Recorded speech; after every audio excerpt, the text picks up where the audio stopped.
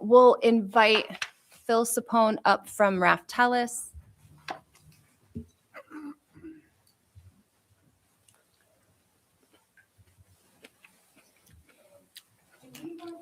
Josh, do you want to use this mic, which is an easier mic to use for that one?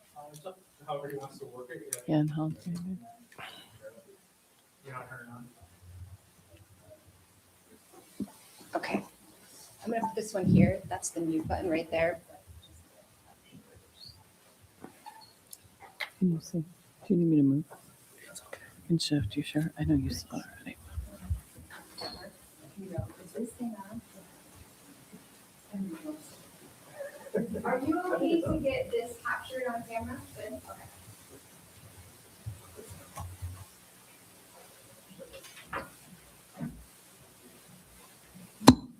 Now it's on. Okay. The mute button's right there. Okay. All right. Well, thank you all for having me tonight. My name is Phil Sapone from Raftelis, and I'm located just over in Latham, New York, so I'm pretty local.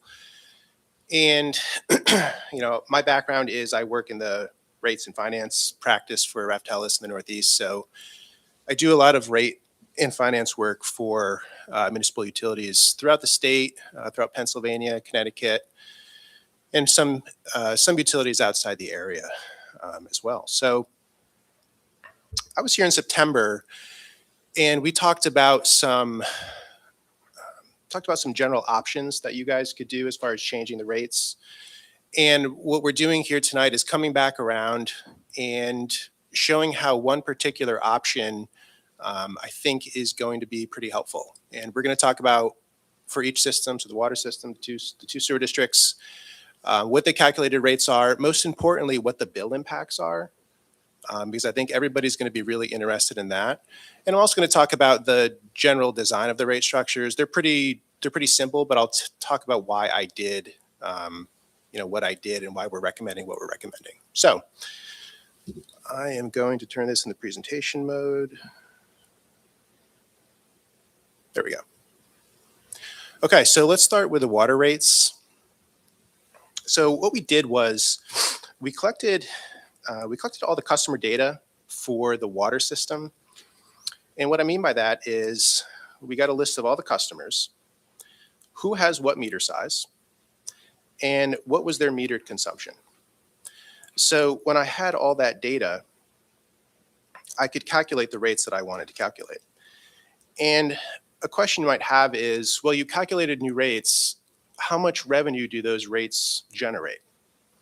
Well, we designed them to recover the same amount of revenue, or to generate the same amount of revenue that the existing rates recovered. So we took customer data, we applied those to the existing water rates, determined that it came to about 4.3 million. So I have it here, 4.293 million in revenue.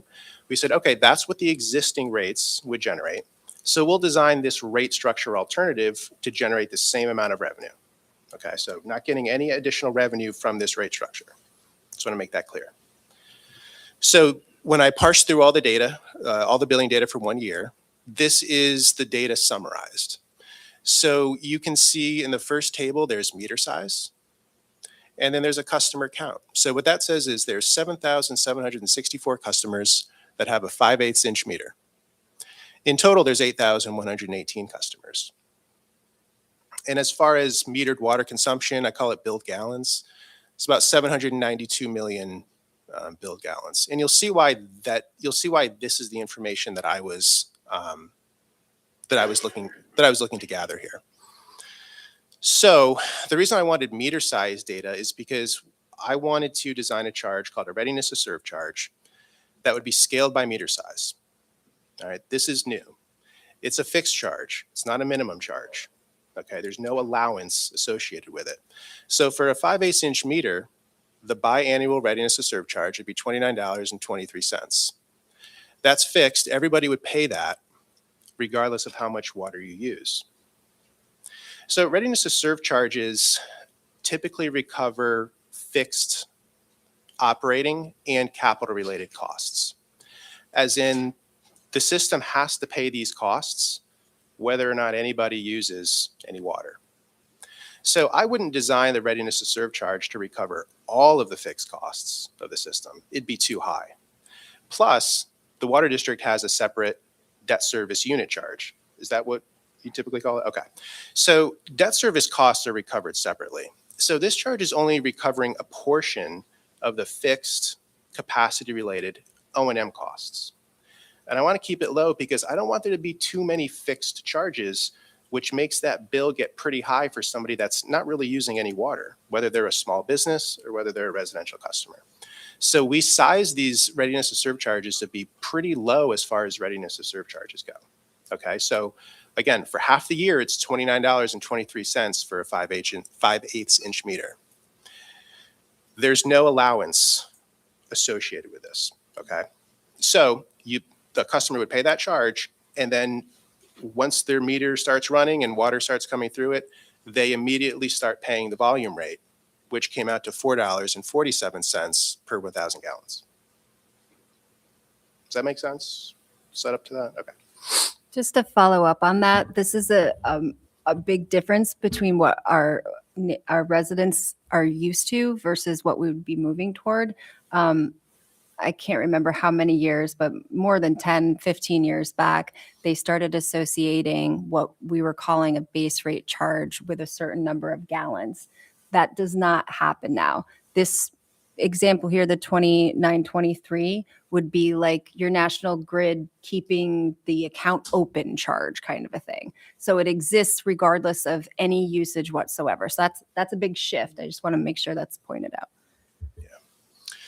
So let's look at some, I'm going to skip ahead. I'm going to come back to these charts, but let's look at some bills over the years. So I have 3 columns here, and I have 3 different types of customers. I have residential, I have small commercial, and I have a large commercial. So when I say residential, I picked kind of a lower volume user. So annual water use, 15,000 gallons. It's pretty low. Small business might use 100,000 gallons. Larger commercial customer might use 1 million gallons. Okay, just picking these to show you how this would look. So I calculated 6-month bills under the previous set of rates, and those rates change to your existing rate structure that you have now currently. And then we have the alternative that I just showed you on the previous slide. So we have 3 sets of bills: previous water rates, existing water rates, the alternative that we're discussing tonight. So look what happened when the water rates went from what they were previously to the existing water rates. That customer bill went from $30 to $78, and that's an increase of 160%. That's really high. The small commercial bill went up 80%. The large commercial customer, their bill actually went down. So when there was a change of the rate structure recently and the low volume users, whether it was residential or small commercial, said, geez, our bills have gone up really high, that's illustrated right here. That's definitely true. So with the water rate structure alternative that I just showed you on the last slide, let's see what happens. So I'm moving over to this column. So this is what this customer's, their 6-month bill, what it would do as compared to with the rate structure alternative that I just talked about, as compared to the existing water rates. Their bill would go down 19.5%. The small business, that bill goes down 40%. The large customer, whose bill went down 8% when everybody's bills went way up, their bill's going up 61%. So this is redistributing costs amongst large and smaller users much more fairly. Does that make sense to everybody? So you're basing this on for the residential customer, that's low volume residential. So that is not like the average residential customer in a town, right? That's correct. That's below the minimum. Yeah. So if you want to see it across different, Can I ask a question about the other slide? oh yeah, I'm sorry. So we're looking at the percent change for residential. it was 160%. So now if we take it down, like say 20%, so it would be an increase of 140% instead of 160%. So it's okay. More or Just wanna less. clarify that. Yeah, Okay. it doesn't make their bill go back to what it used to be. Exactly. Yeah. It's a change. But this is a minimum user. This is a very low volume user. low volume user, so it's not reflective really of This is- the average user. This would really be a single person living on their own, or maybe a couple who uses very, very little water, conserves. I know I heard from a lot of senior couples that use a lot less than the minimum. So that's what this would be representing. But he's going to go over an illustration of some of the Broader other. Small amount. Yeah, so the question is, well, what's going to happen for a typical customer, right? Right. That's a fair question. So this is a chart that shows the bill impact for a residential customer over a 6-month billing period, because you have two 6-month billing periods. That's how the water bills are sent out. So on the bottom, makes my mouse doesn't show up. On the bottom we have usage, and it's in units of 1,000 gallons. So if I'm right, the numbers should be in thousands. So where it says 21, that's 21,000 gallons in a 6-month period. That customer's bill is going to go down 4.3%. But if we move back here to the 3, 6, 9,000, you can see those customers their bills are going way down. So if you hardly use any water, your bill skyrocketed. Now it's going way down because you're not using that much water. If you use 50,000 gallons of water in a 6-month period, your bill's kind of unchanged. It's just down about a 1 or 2%. But you didn't really get impacted by the previous rate change either. So that's kind of what happened is the really small user got that big minimum charge. Their bill went way up. We're turning that back around, but not using a minimum charge. But it's still up 140% instead of 160%. It's still up quite a bit from what it Yes. used to be. That's correct. Yep. All right. So if you were to say, and these slides might take a more careful look from everybody later on. There's a lot of numbers here, but this is a total summary of what everybody's bill is going to do. So I went through this set of data, calculated bills according to the existing rates, calculated bills according to the new rates, and summed it up on a percentage basis. So here's what this means. Of all the bills that were issued in a 1-year period in the set of data I got, 4,861 of them are going to go down 0 to 5%. That makes sense because most of your residential customers are kind of out here, right?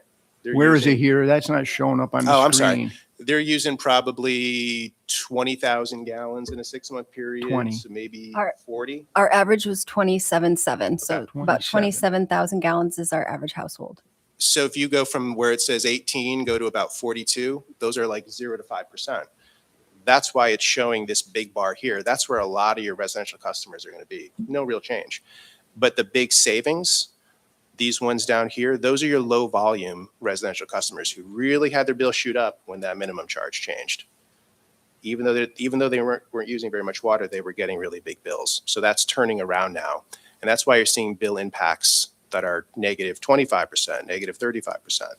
Those are your low volume customers. There are some up here where somebody's bill is three bills are going up 35 to 40%. Who is that? High volume residential water customers.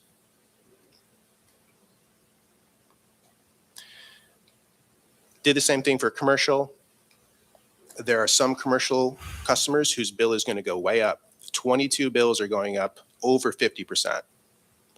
Who are those? Those are your big water users. That is the commercial large, somebody using 1 million gallons. Their bill is going to go up 61%. So just want to make sure everybody's aware of that. These are the ones that did not experience an increase when we changed the rates, but Right. actually experienced a decrease. Right. So the net increase is actually much less than residential, even though it looks pretty stark looking at this. Yeah. So 91 businesses are going to see, I'm looking at the last bar on the graph. So 91 businesses are going to see like a pretty substantial Is that 100%? Like what is that? Yeah. So that's a percent decrease. If I create too many columns, the chart gets really tall. Okay. So I cut it off at 50%. Okay. But what it's saying is 51, or does it say 91? The number is kind of small, but it says 91 bills are going to go down over 50%.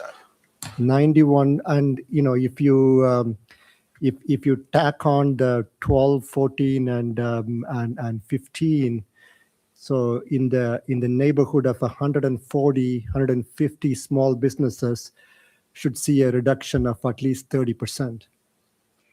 And just to explain further, if you recall, we had a differentiation between residential and commercial base rates that will not exist now. They'll all be treated as the same group of meters. They will only be, the only change is by meter size. So we have a significant number of small businesses that have the same size meter, which means the same strain on our system as a residence.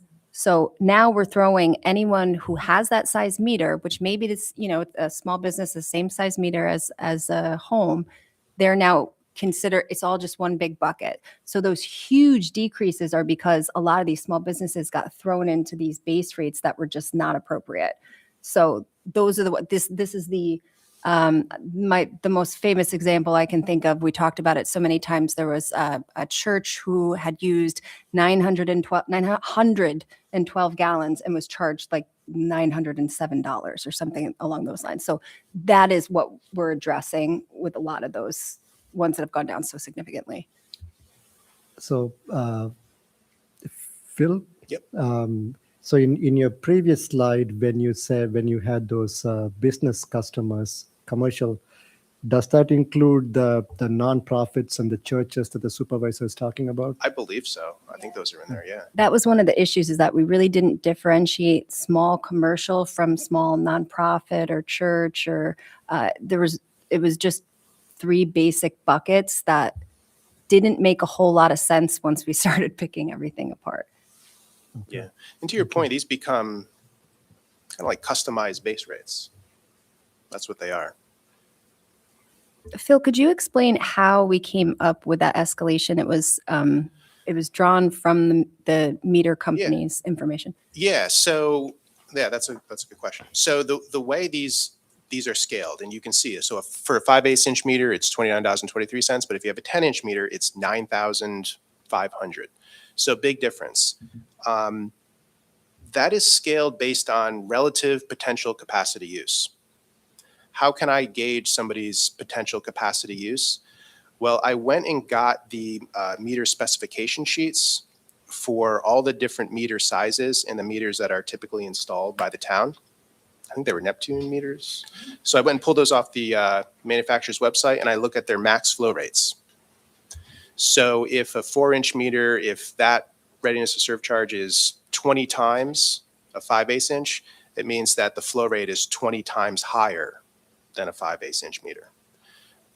We've designed a lot of readiness to serve charges using that approach. So this is stuff you've used industry-wide, is what you're saying. Your familiarity with these meter sizes, that's how you helped you factor in what those costs would be. These are charges. So these charges are scaled according to a common industry practice. Could you please permit me to play devil's advocate for 1 minute? Is it possible that a church, in this day and age with secularization of society, churches change hands a lot. So is it possible that a church would have I'm going to pick a number, a 4-inch incoming pipe? Yeah. But they're nowhere close to using the capacity that they're capable of using. Yeah. And it's just like very little use. And is such a scenario possible? I think we checked this, and we had one church at 1 inch, and I don't think we saw any nonprofits or churches higher than that. But I think we talked about right sizing them if that were the case.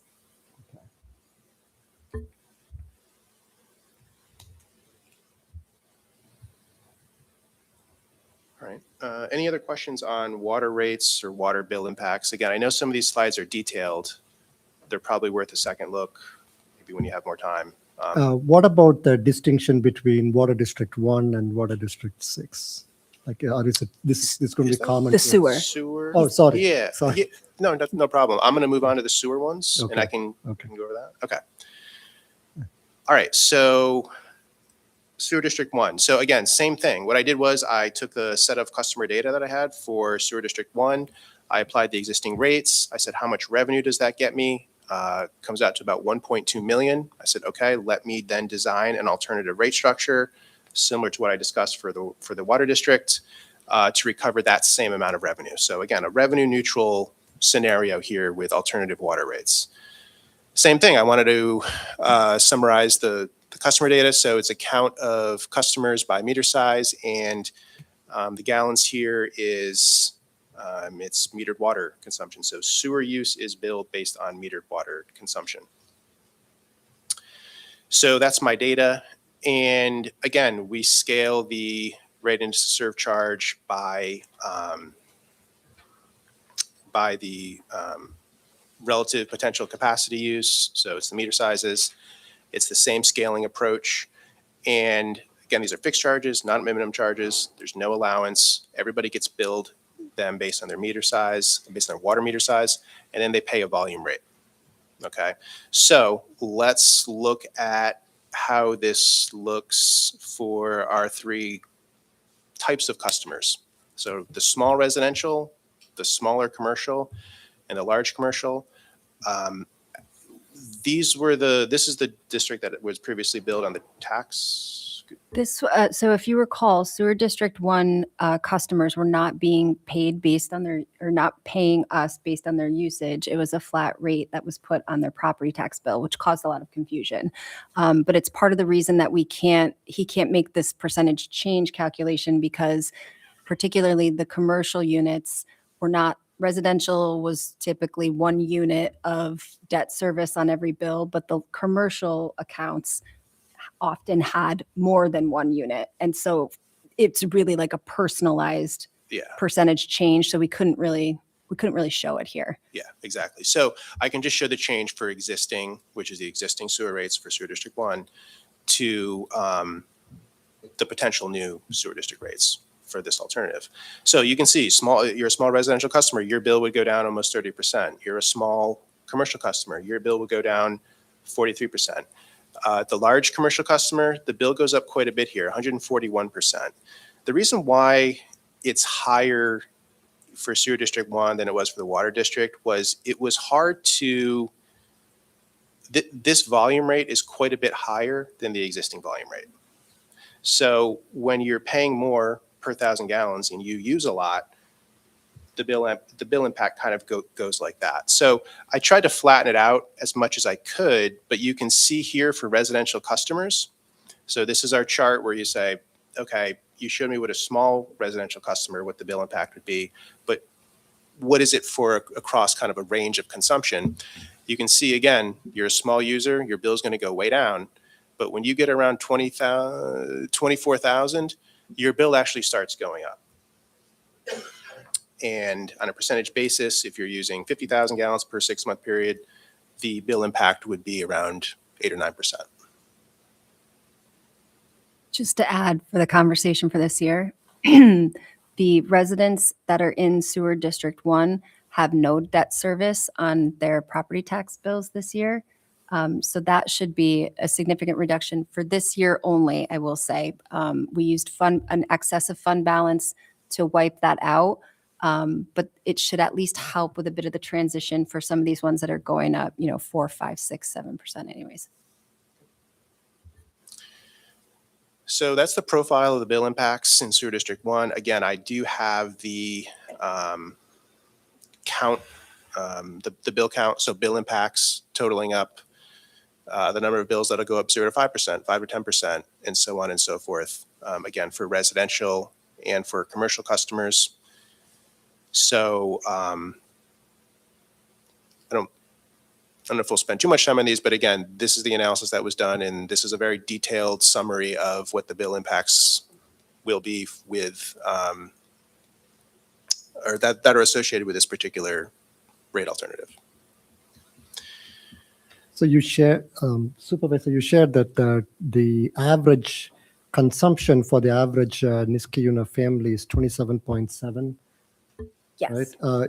Do we have such an average for our sewer, like the water output from the homes? Do we have an average number like that? Well, so Not metered.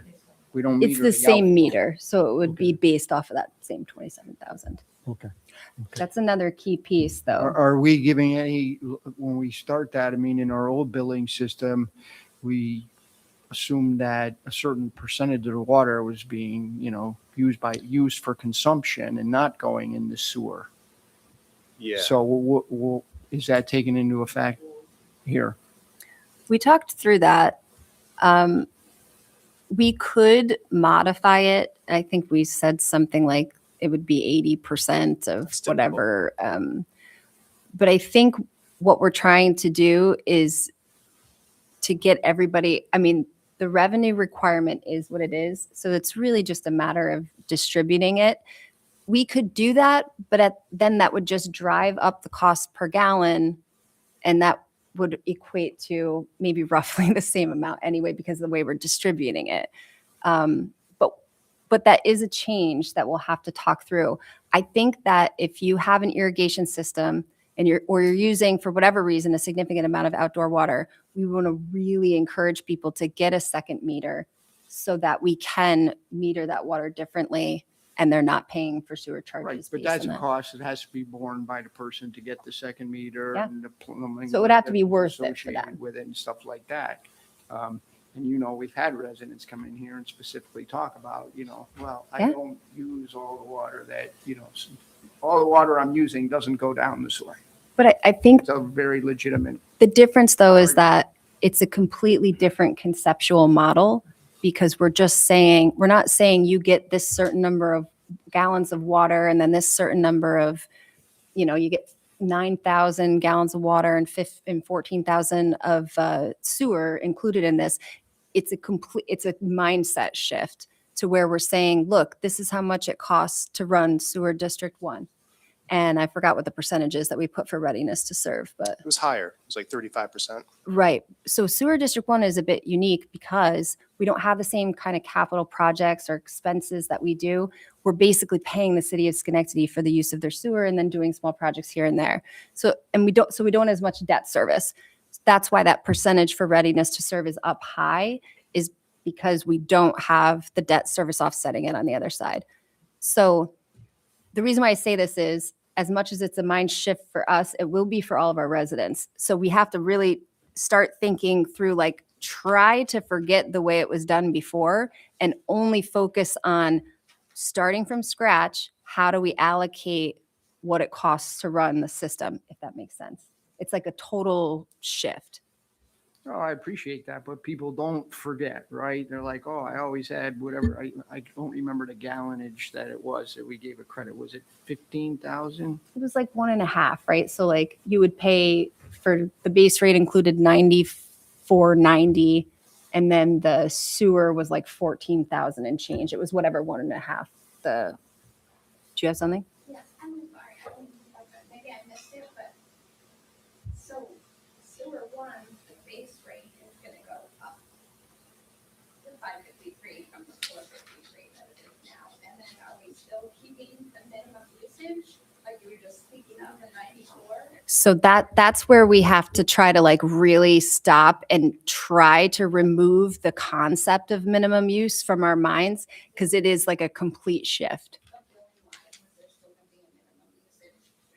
No, so that's what I'm saying. So this is a completely different. So this is more in line with the way that most other water systems are billing.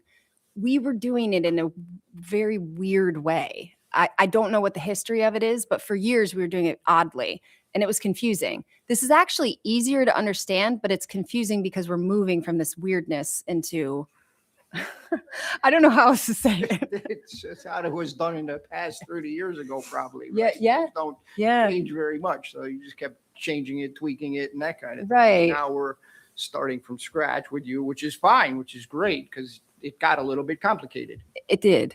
It did. So it has to be a multiple of the minimum usage.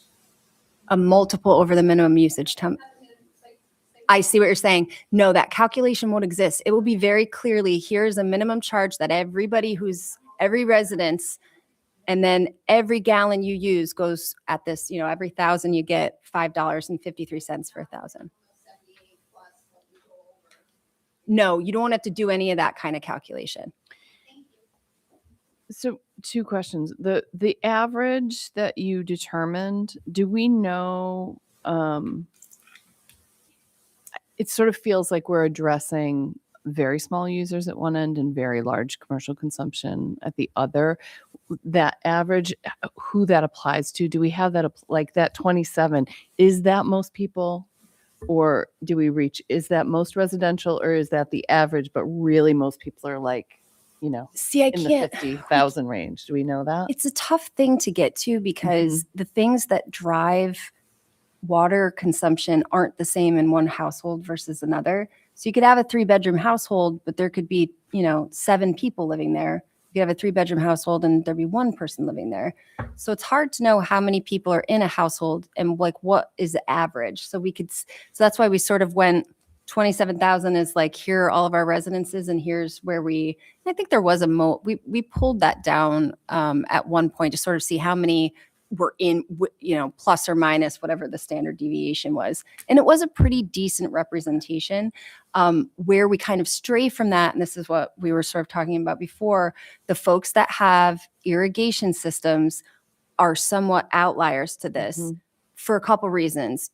One, because they were never really used to paying for it in this manner. And then it was sort of like, and then also they have more of an opportunity for leaks than most households because there's so much going on outside of the house that you might not notice unless you're, stepping in a puddle. So that's the only group of people that I do feel like, and we've been trying to address that. Can we get the outdoor meter?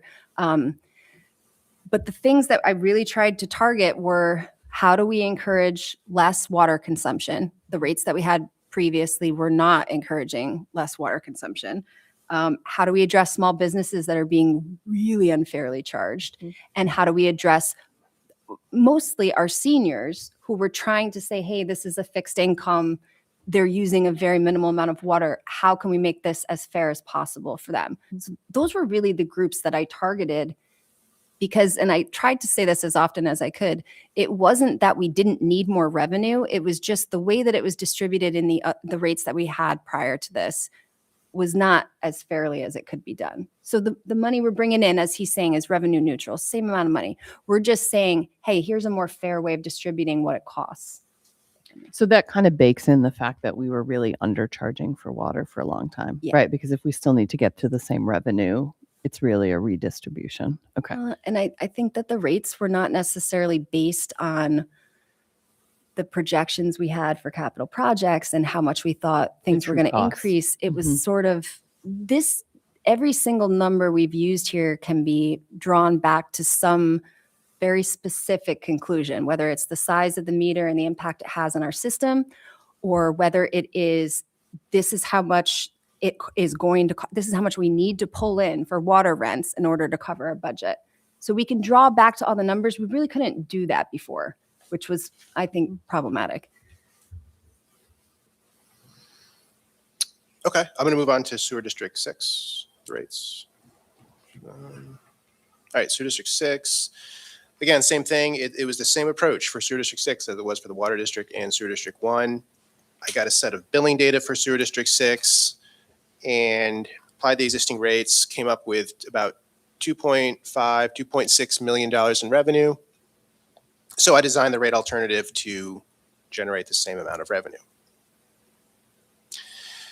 And based on the customer data I had, over 5,000 customers with a 5/8-inch meter, total customer count of 5,259.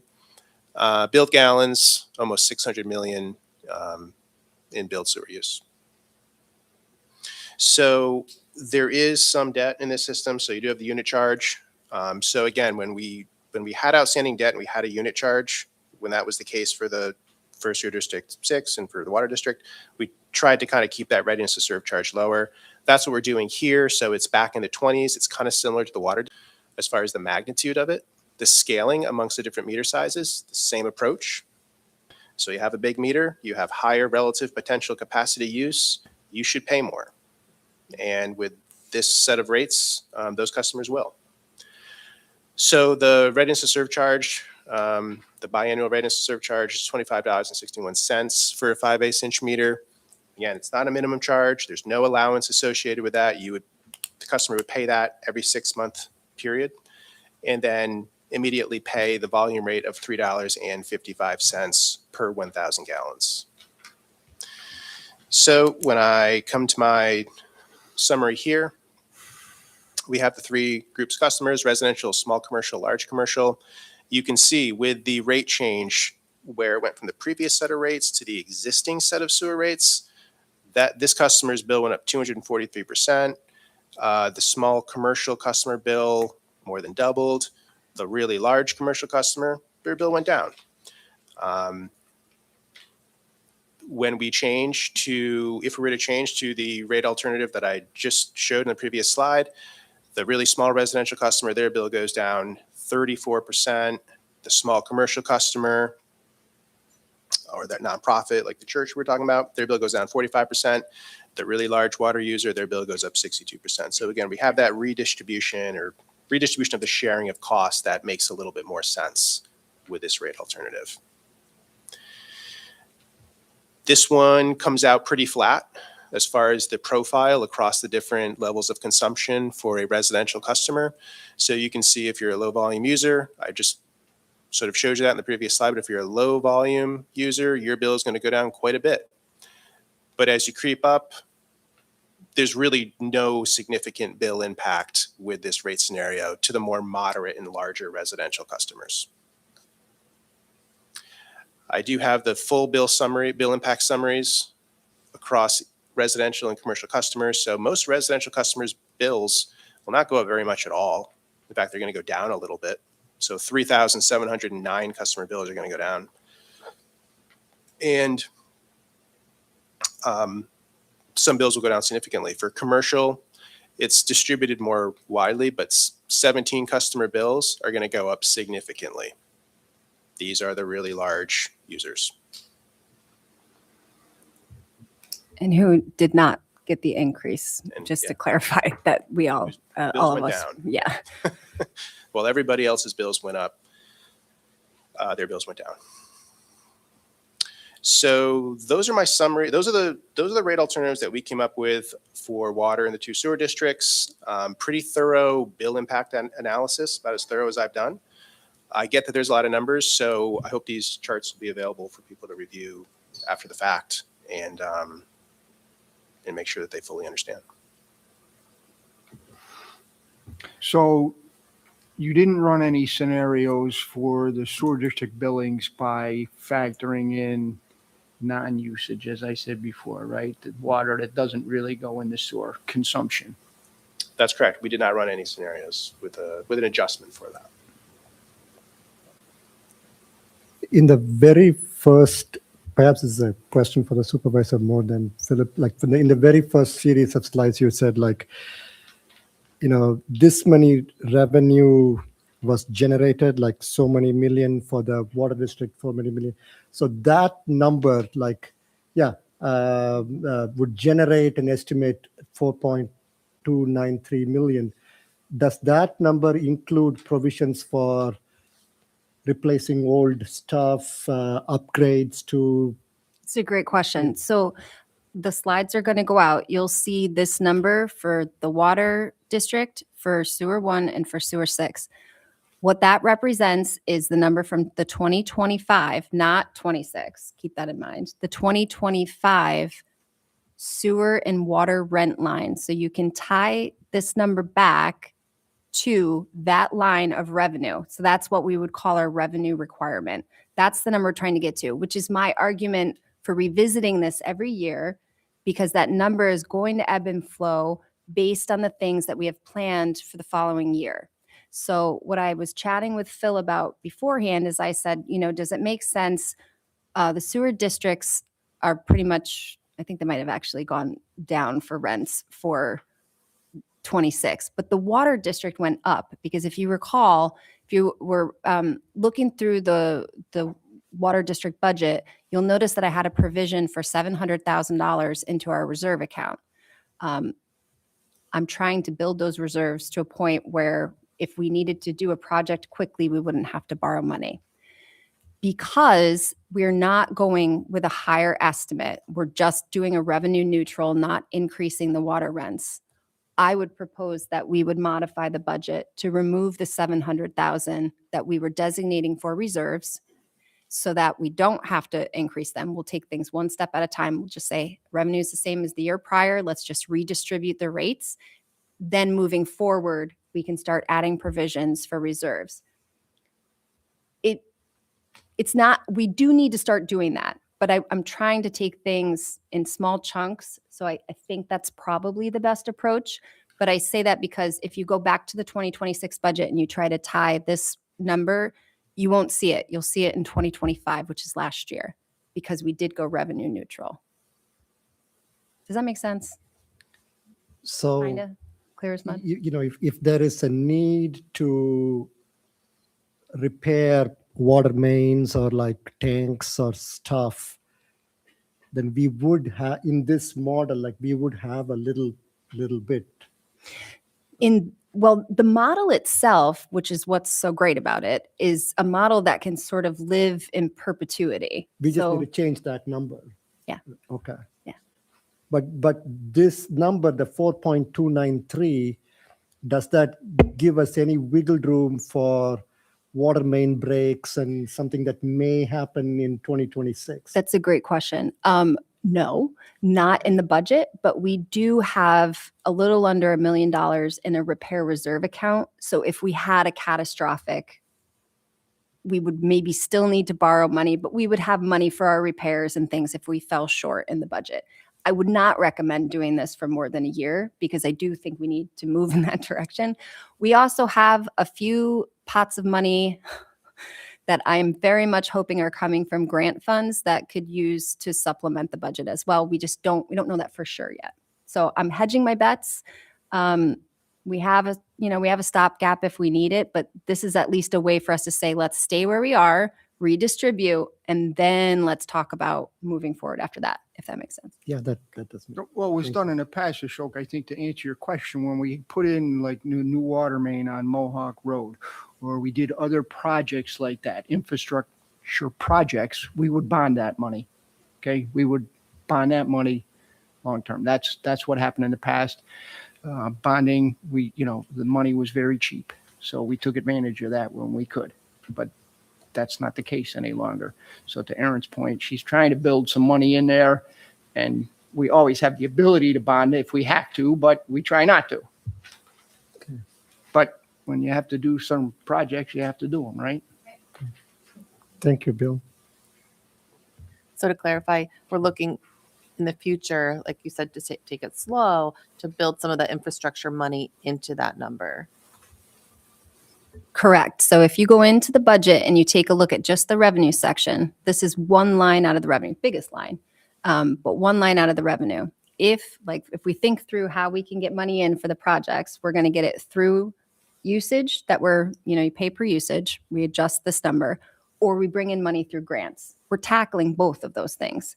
So the amount that we would have to increase year over year could be largely dependent upon how much grant money we're able to bring in for the projects we're able to accomplish in each year.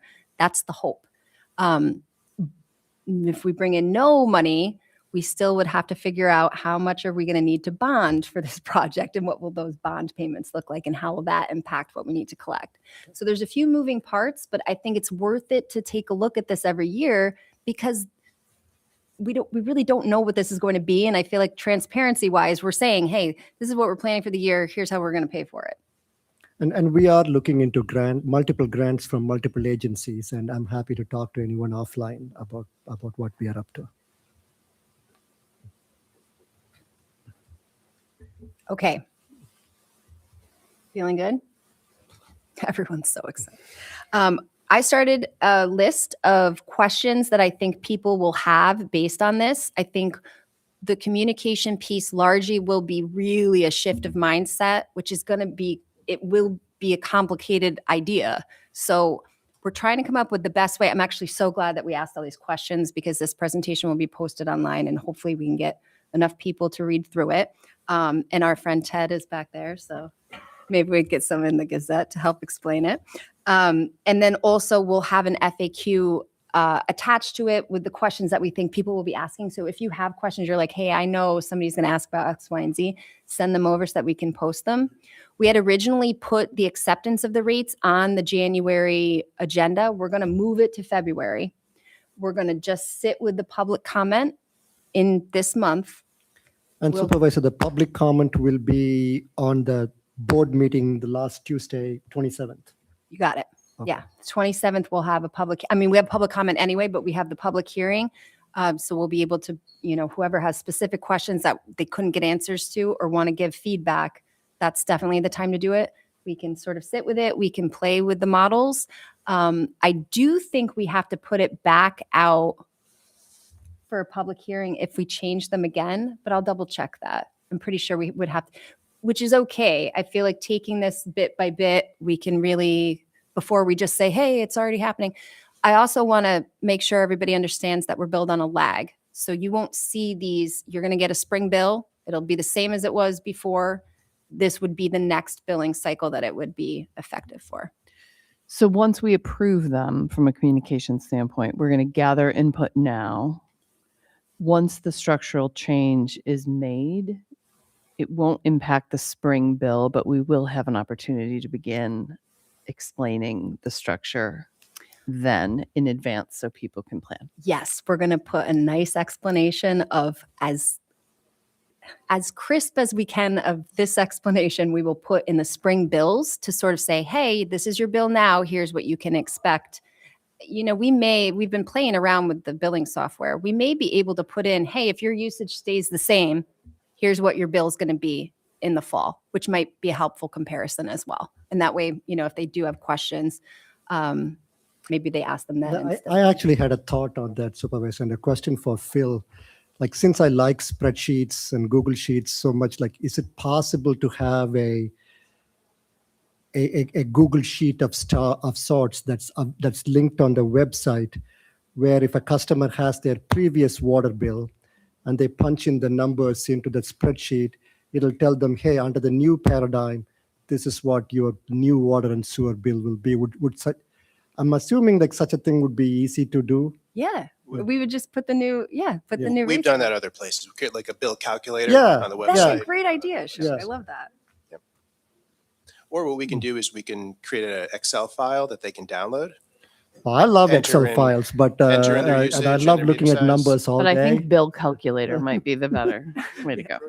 Bill calculator. Just type in They're your. going to need their bill in front of them so they know their gallonage to figure out what, and they're going to need to know their meter size. So there's factors that the customer might not know the answers to some of those questions, right? And can Raftelis help us develop such a web-based, possibly Java-based calculator? Yeah, I think so. Okay.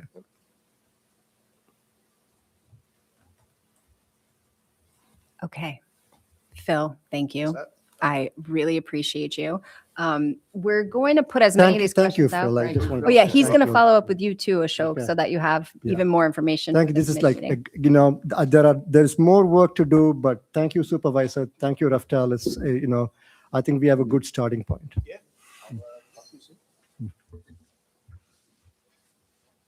Okay. I feel very fortunate that you live in Latham and were able to come out too, because I'm glad I didn't have to explain that by myself. Okay, we've got the discussion. Everybody